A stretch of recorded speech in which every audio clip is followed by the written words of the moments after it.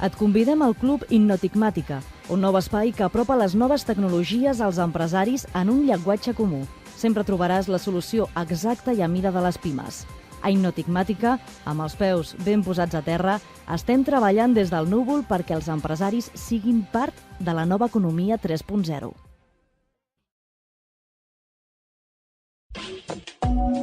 Benvinguts a Educació 21E, la teva aula digital amb continguts socials.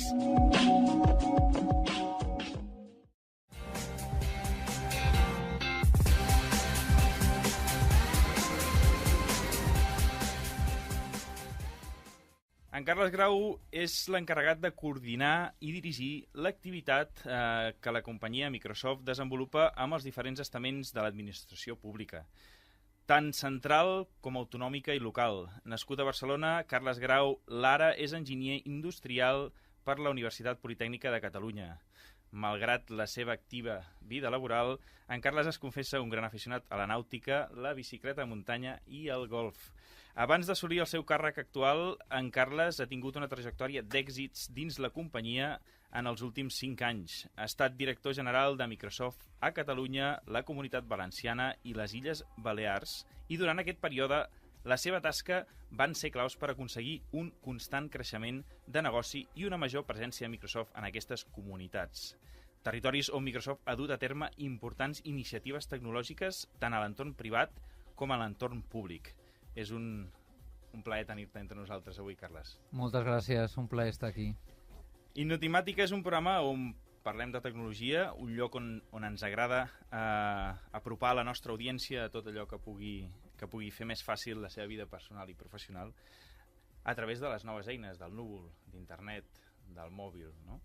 Explica'ns una mica, Carles, quins són els projectes actualment més rellevants o més destacats, no? Amb els que treballeu des de Microsoft, no? Per les institucions.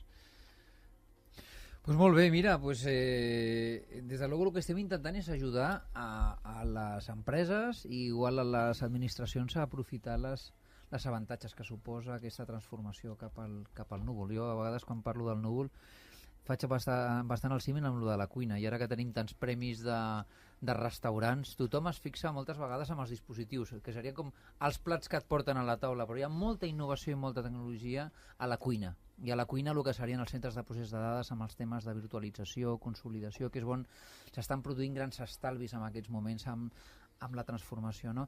I nosaltres ara mateix com a companyia el que estem fent és sobretot innovar al redador de nous dispositius, tant amb el món del mòbil com amb el món de les tabletes i amb nous dispositius, inclús pensant amb les, diguéssim, 4 pantalles, la del televisor, la de l'ordinador personal, la tableta i el mòbil, de manera que tinguis experiències digitals comuns amb els 4 dispositius, i ajudant a molts dels clients a aprofitar l'avantatge dels serveis a través d'internet sense necessitat d'invertir en llicències, infraestructura i energia, no? Aquestes són dos de les grans fites que com a empresa estem fent, dispositius per una banda i serveis al núvol tant a la petita i mitjana empresa com a la pròpia administració. Sí, parlaríem de multiplataforma, no? O sigui, tenir compatibilitat en tants i tants dispositius que actualment tenim al mercat, sobretot amb mobilitat, intueixo que també és un canal important, i bueno, tot el tema del cloud, no? De l'estalvi de recursos, no? I de processos per les empreses que ara contracten no llicències, sinó... Explica'ns una mica el model aquest nou que s'aplica en...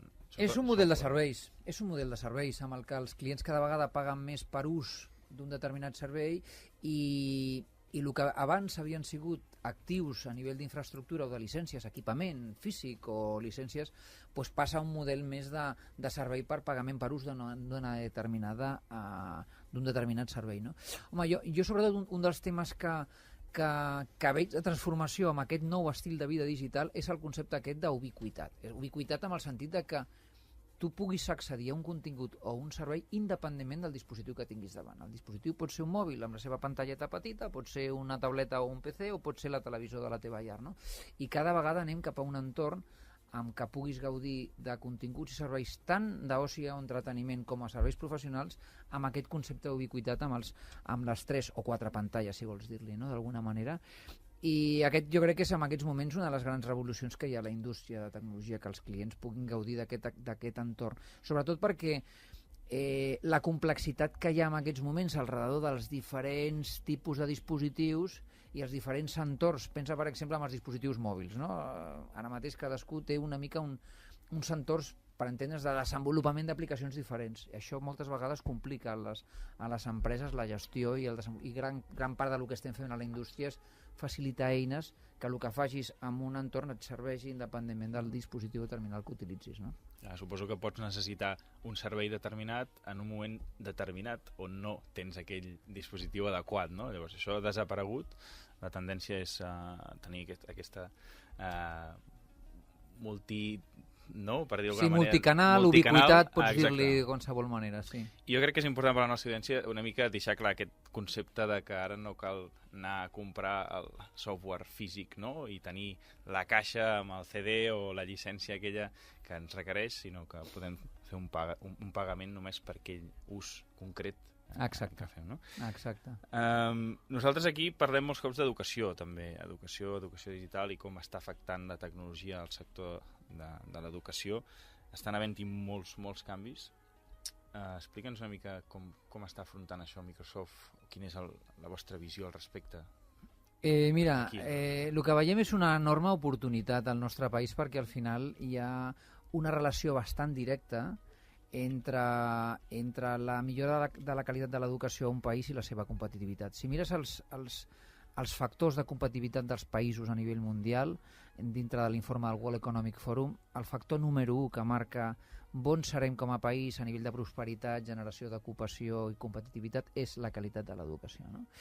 I la veritat és que les tecnologies de la informació ben utilitzades estan sent un element de millora de qualitat de l'educació. Clarament ho hem vist els darrers anys amb el desplegament i el canvi de model respecte a les aules clàssiques de tota la vida, no? De guix i de llibres en paper cap a un entorn més digital amb el que la tecnologia ha sigut un accelerador d'aquesta innovació, però sobretot acompanyada de lo que és la formació de professorat i la generació de continguts. Hem vist que posar dispositius simplement a les aules i repartir netbooks, tabletes o el que sigui no és suficient.